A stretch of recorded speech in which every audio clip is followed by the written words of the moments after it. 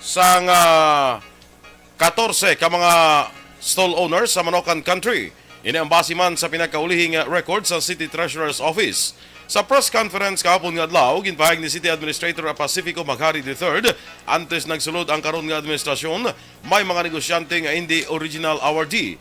Sunod kay Maghari, nag-issue sila sa Certificate of Recognition kag regular man ang deliberations ng Local Market Committee bangod nga wala pa sila naka-issue sang Contract of Lease. Sunod kay Maghari, ini ang hindi lamang samahin sang Manokan Country kundi nakipan sa 3 kadaragko nga mga merkado sa Bacolod. Target sa City Administrator nga maka-issue sang Contract of Lease sa pagsugod sa 2023 kag ginakabig diri o kung gina-consider diri ang pagbayad sa mga negosyante. Sa bahin naman sa Manokan Country, ang compromise agreement ang nag-umpisa sa Nobyembre kag kung 2 ka bulan nga wala kabayad sang monthly amortization, sila ang liwat nga pagasiradan. Nagapati si Metro Bacolod Chamber of Commerce and Industry President Frank Carbon nga politikang rason kung nga nagkambyong opinyon ni Negros Oriental Governor Roel Digamo sa ginaduso nga Negros Island Region. Sa interview sa Aksyon Fighting Line, ginpahayag ni Carbon nga tama kanabaw ang rason ni Digamo nga culture issue kung nga agin pa kamaayo sini nga magtiner na lamang sa Region 7. Sa piyak sini nagapati si Carbon nga gamay lang nga pag-istoryahanay ang kinahanglan angot sini. Una ginpahayag ni Carbon nga malapit 80% sa mga opisyal sa Oriental kag Occidental ang nagapabor sa NIR. Nagpabutyag man sa pagpamatok sa ginaduso nga Maharlika Wealth Fund si Gawa Secretary General Winnie Sancho.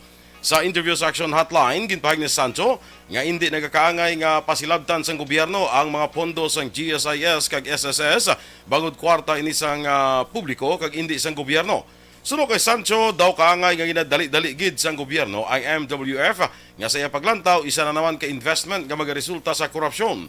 Inalantaw pa ni Sancho nga mga opisyal sang gobyerno nga nagaduso sa MWF ang may ginatawag nga hidden agenda. Sunod pa kay Sancho, hindi nagakaigo nga panahon kag kung hindi man makaalarma sa gyapon ang inaduso sang gobyerno, labi pa nga ekonomiya sa Pilipinas ang nagaamat-amat palang balik. Dunga pa ni Sancho, kadamo sa mga bagay nga mas dapat hatagan pagtamod sa gobyerno, lakip na diri ang mataas nga inflation.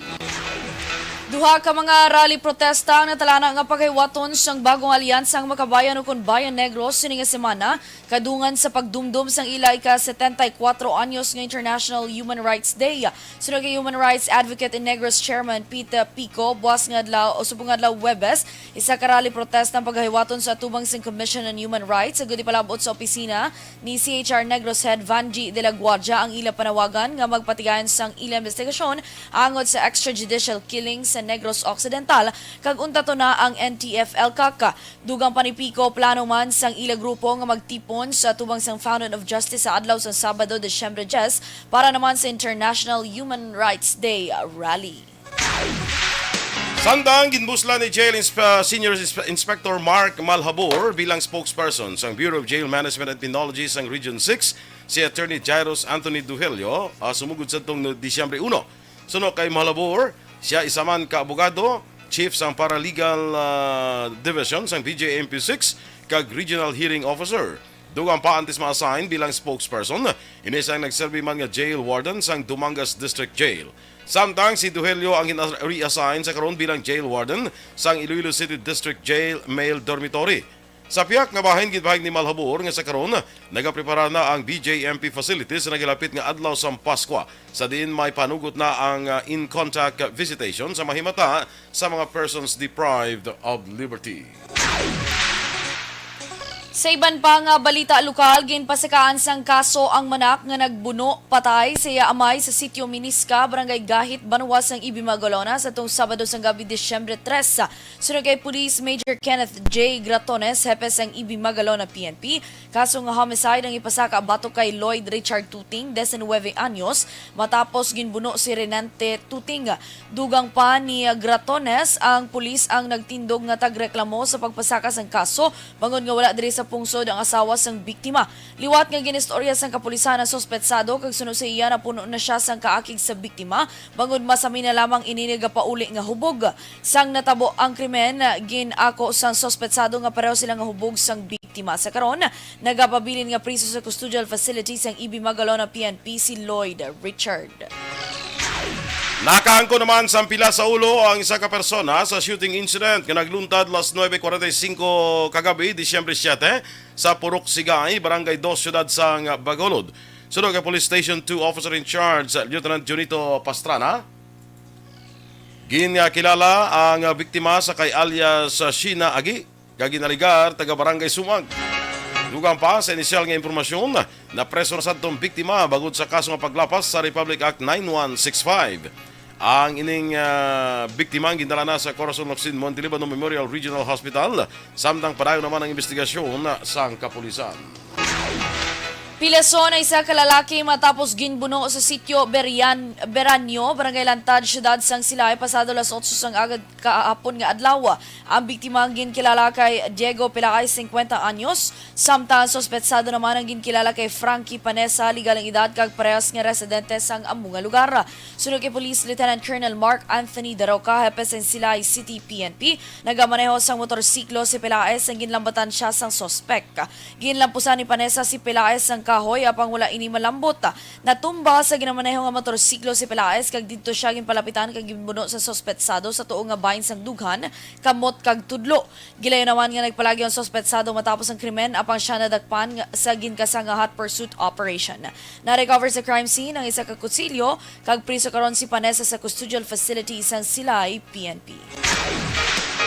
Sa dugo man naton nga mga balita lokal, na-recover naman ang masobra 100,000 pesos nga balor sa ginasuspetsyohan shabu sa bypass operation sang Silay Component City Police Station sa Silay City Public Market, Barangay 2, Siyudad sa Silay, pasado alas 4 sang hapon, Disyembre 6. Ang nadakpan, ginkilala kay Renato Espinosa, 38 anyos, kag residente sang sitio Dapdap, Duran sa Barangay Lantad sa Siyudad man sa Silay. Sunod kay Police Lieutenant Colonel Mark Anthony Daroca, ang hepe sa Silay City Police Station, si Espinosa ang nagabaligya sang isda sa merkado kag mismo ang pila sa iya mga kapdanan ang nag-report sa kapulisan sang iya illegal nga hilikoton. Dugang pa ni Daroca, nagaserbi lamang nga front ni Espinosa ang pagbaligya sang isda agud malikawan ang isyu kag matago ang matud sini nga negosyo. Nakumpiskar sa bypass operation ang duha ka medium size kag napulo ka magagmay nga sachet sa ginasuspetsyohan shabu nga ginabulwanta nagabugat sang 15 gramos kag nagabili sang 102,000 pesos. Na-recover man ang pila ka mga drug paraphernalia kag drug on bypass money. Sa katapusan nga balita lokal, nakuha naman sang 170,000 pesos nga balor sa ginasuspetson shabu ang duha ka street level individual sa bypass operations sa City Drug Enforcement Unit las 6:17 sang gabi kagabi sa Purok Malinong, Barangay 40, Siyudad sang Bacolod. Ang nadakpan na mo sanday Jamil Paraiso, 26 anyos, kag Mark Odsige, 40, tanan residente sang nasambit nga lugar. Nakuha sa ilang napulo ka heat sealed transparent plastic sachet sa ginasuspetson shabu nga may kabugaton nga 25 gramos kag iban pa nga drug paraphernalia. Sanday Paraiso o kon sanday Paraiso kag Odsige ang priso karon sa custodial facilities ng Police Station number 6. Aksyon Radio Philippines Standard Time, las 6:09. Aktibo nga PIDEA District Chief kag 5 ka tinaw sini nakuhaan 9 milyones pesos ka balor sang shabu. Samtang pag-imprenta sang Philippine ID ginapadali ni Presidente Marcos.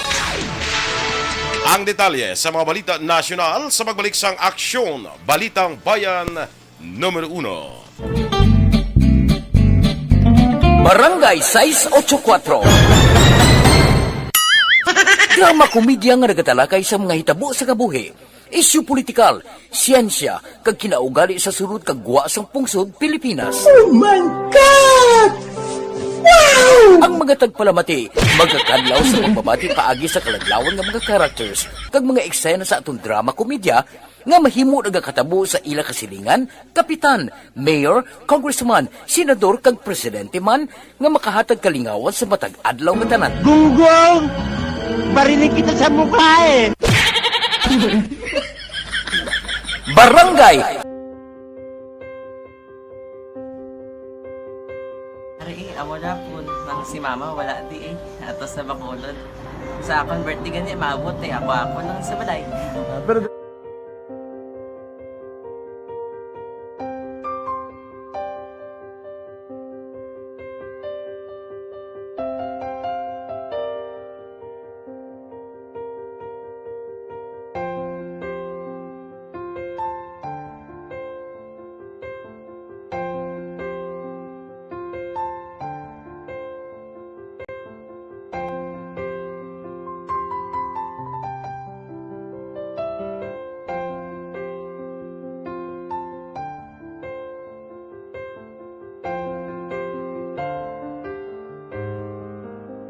Kaya kamusta man? Amo na would like ay mayara gid na butang sa module nga i-search mo tapos bala mayara nga ilang taon mo sa YouTube. Di way ka man gamitan. Di laktawan lang danay. Tapos, ano naman, ublaw ng dason. Brown na dason singa nga pasensya ma'am. Paano ka? Okay, morning na dra sa aton nga mga ka-aksyon. Good morning, Action Eden. Good morning, Action Boy. Kapula-pula sa imong guyabado. Siyempre, rosy cheeks. Rosy cheeks and kissable lips. Yes, of course, small things. Sige. Kay good morning na sa aton nga mga ka-aksyon nga nagamonitor sa Facebook. Please like, follow, and share sa aton nga FB Live.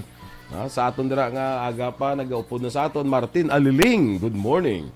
Kay Joksan Landingen. Neda Paslon, good morning man. Cesar Paslon. Ay, Uy, duwagin sila yun, no? Duwagin sila, no? Bongga. kasawa ni sila guro ay, no? Suli-suli pa nila, Action Dorel, Action Boy, Action Boy, and Action Dorel. Okay. So dra ka sa piyak niya, kwantanaw ko na kay matanaw mo ko de. Ha. Melvin Peñafiel, good morning man. Sige, go. Kay Diding Alamiant, of course, good morning. Alex Monteza Araman, Rosemary Valuis, good morning ka Aksyon halin sa family nila Valuis. Consoling Balientes Hernandez, mayong agaman. Kay Ma'am Elizabeth Gamala, uy, we miss you Ma'am Elizabeth. We celebrate the solemnity of the Immaculate Conception gali of our Blessed Virgin Mary. Yes. Action Boy. That is why nga December 8. karong adlaw is holiday, no? Yes. Holiday sa mga adlaw. December 12, ito yung butang ko ginawa. Yes, good morning and thank you Ma'am Elizabeth. Yes, kag sa way subong sang holiday subong, way klase, way isang trabaho, no? Ano naman naguro hasta buwas ay no? Usually yung Pinoy na naman, mati Friday na buwas mo. Ay, oo. Sandwich na lang. Bongga, ganyan ang mga Pinoy. Gusto mo may langalang ko na mag-sandwich, you know? Ay, kaya iban nga naman, Friday wala na lang. Kay kalangalang na Friday mabalik, no? Langalang pabalik, isa naman lang kadlaw. Oo, mo ginaya. Absinan na lang na. Absinan, ganyan mo.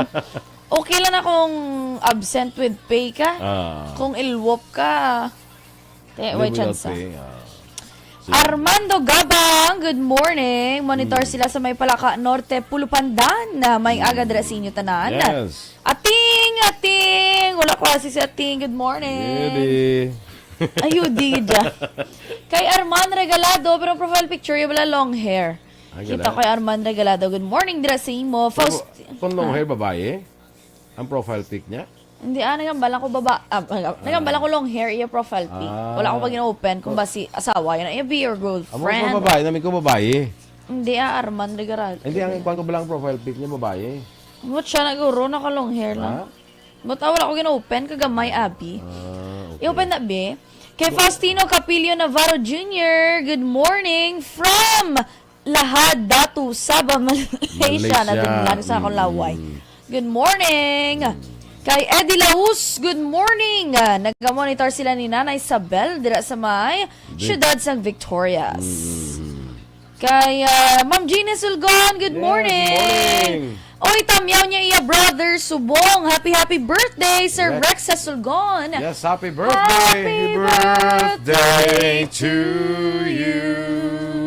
Yes, happy birthday, Rex Sulgon. Ma'am Vanessa Mayo and Dr. Matt Mayo, morning. Yes, good morning, Ma'am Kay Van. Miss Jinky de Alagdo, no? Standby na kita sa mga balita national.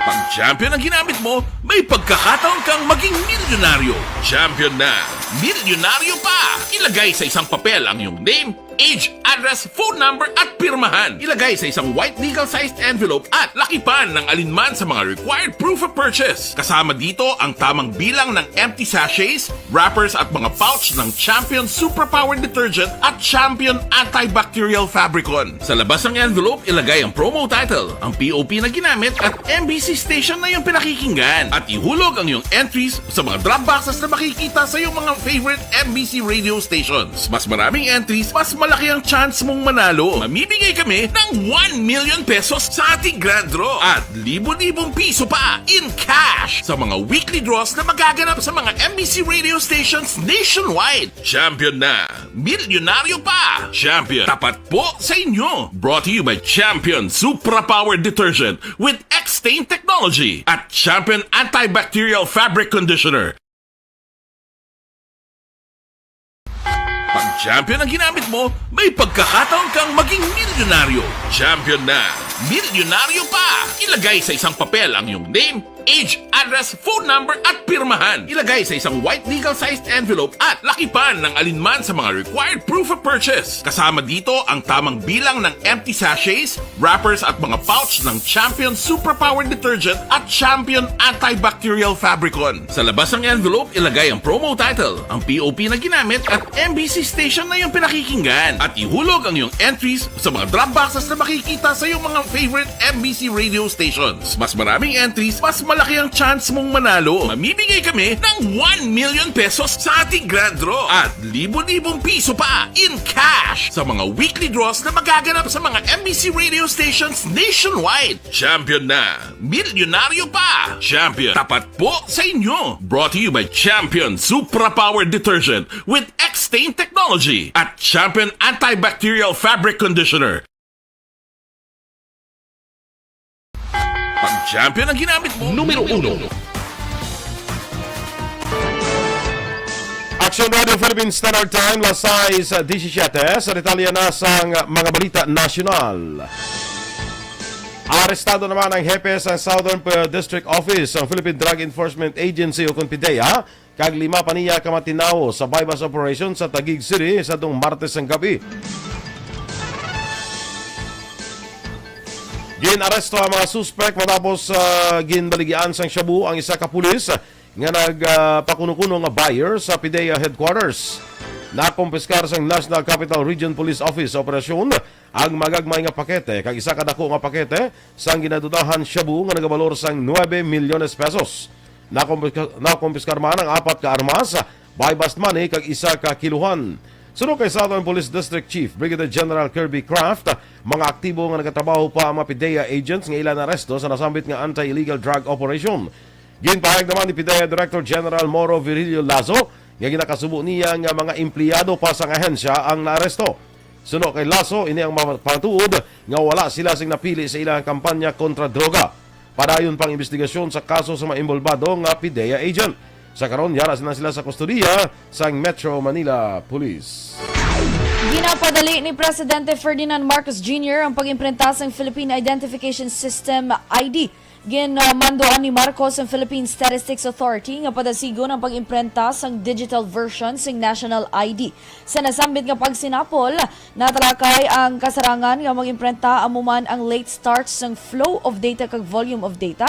Kag ginpasiguro naman ni PSA Undersecretary Dennis Mapa nga makig-angot sila sa Bangko Sentral ng Pilipinas para padasigon ang produksyon kag pag-imprenta sang Philippine ID. Patahag ni Mapa nga ang pagdagsa sa mga nagaparehistro sang PhilSys ID ang rason sa delay sa pag-imprenta sang National ID cards.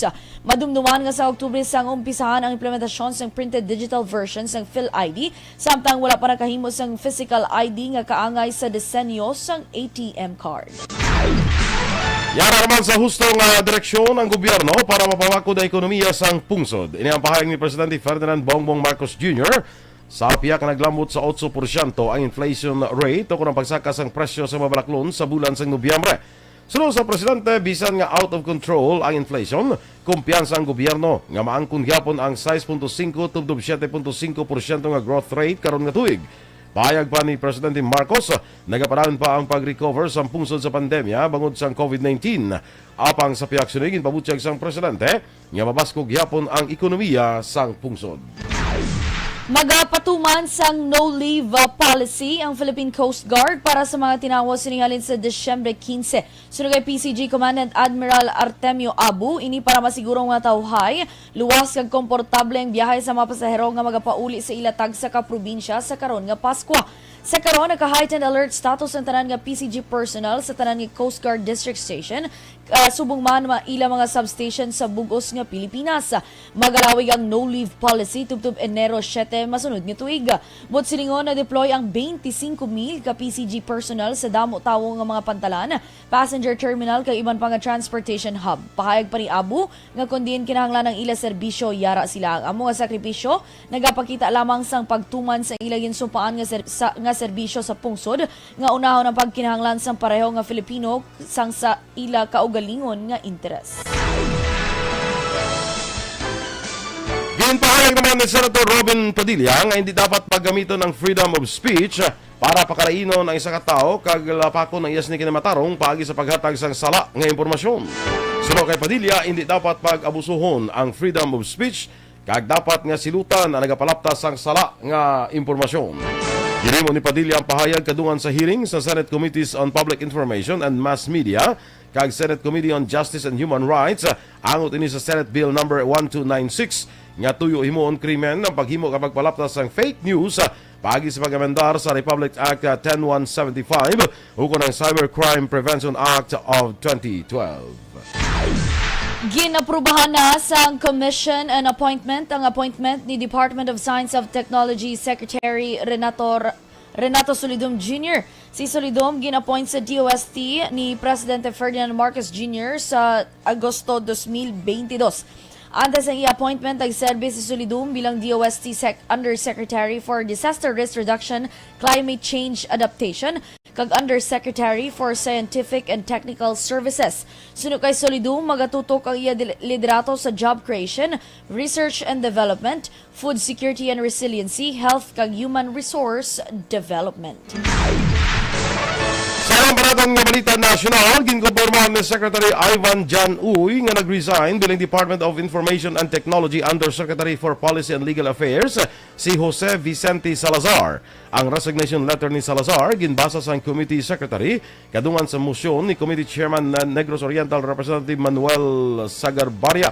Sa sulat na bitsuhan sa Nobyembre 23 nga naka-address sa kay Presidente Ferdinand Marcos Jr. paagi kay Uy, nag-resign si Salazar tungod sa delikado o kundi mayong health situation sang iyang asawa. Nasaad man sa sulat, nga ginapangabay ang presensya ni Salazar sang iyang asawa para sa healing process. Duha ka Japanese fighter jets ang naghugpa sa duta sang Pilipinas sa unang kahigayunan halin sang World War II. Ini bilang parte sa kooperasyon sa tunga sang Japan Air Self-Defense Force kag Philippine Air Force. Tuyo sa pag-abot sa duha ka fighter jets, amo nga matib-ong ang mutual understanding kag defense cooperation sa duha ka nasyon. Ginpahag naman ni Philippine Air Force Commander Colonel Leo Fontanilla nga magapadayon ini sa pagtrabaho sa ASDF agod mas mapasangkad ang pag-abyunay kag partnership subong man mapabakod ang duha ka air forces para sa epektibo nga pagpabilin sang kalinong kag stability sa rehiyon. Sa katapusang ngabahin sa atong balita nasyonal, naglambot sa 2.4 kung 2.24 milyones ka mga Filipino ang wala sang trabaho sa bulan sa Oktubre. Nga nagnubo inilan sa 2.5 milyones nga sa tuntialikdan nga Setyembre. Ini ang may equivalent nga 4.5% nga unemployment rate sa pungsod base man sa ginpagawa nga datos sang Philippine Statistics Authority o PSA. Ang fourth quarter ang ginakabig nga pinakamabasko nga panahon sang tuig para sa negosyo sa din ang consumer spending ang ginapaabot nga magasaka sa tion sang holiday season.